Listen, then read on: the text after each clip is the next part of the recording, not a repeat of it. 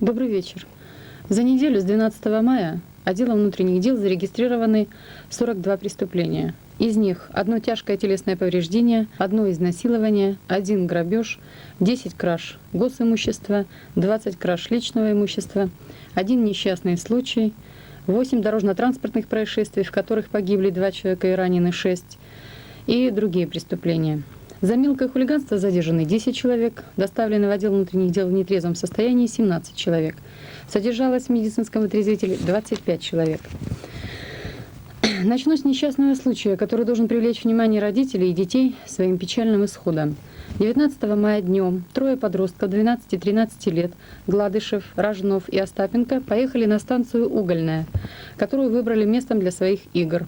Там Гладышев Сергей, учащийся 7 класса школы номер 17, стал цепляться за движущиеся вагоны, чтобы прокатиться, но сорвался и попал под колеса, в результате чего ему отрезало левую ногу, нижнюю треть голени.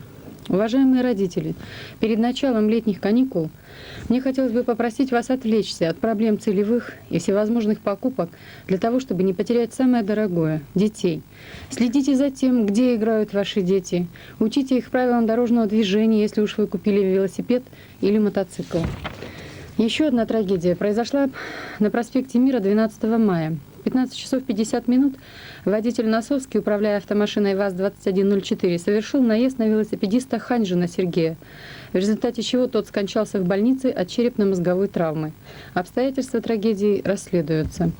17 мая в 13:50 в Чульмане 2 подростков в возрасте 17 лет, Присяжный и Хорев, находясь в нетрезвом состоянии, ехали на мотоцикле «Иж-Юпитерс» и столкнулись в районе магазина номер 9 с автомашиной ВАЗ-21013.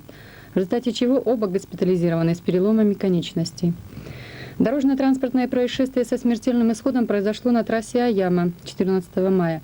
Водитель запорожца Скарбовичук в 22:50 совершил наезд на автомобиль КАМАЗ, стоявший на обочине.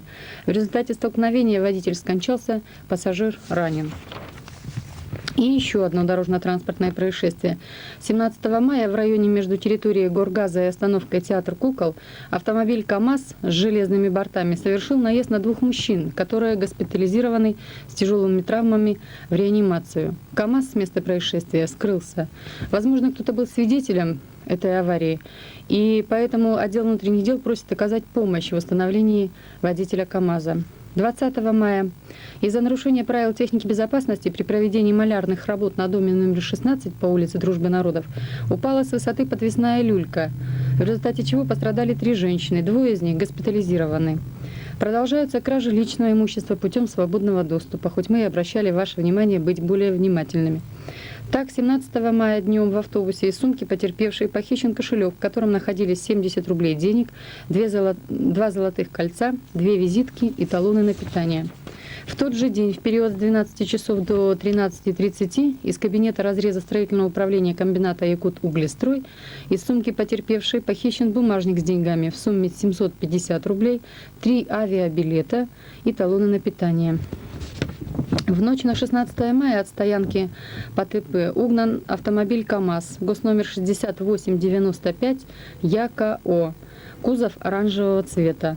В ночь с 18 на 19 мая от дома номер 61/1 по улице Геологов угнан автомобиль ГАЗ-24, госномер 1396 ЯКС.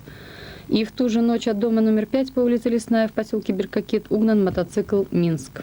В ночь с 16 на 17 мая путем пролома потолочного перекрытия из склада Орса СМП 595 в поселке Беркакет были похищены промтовары на крупную сумму. Преступление раскрыто по горячим следам.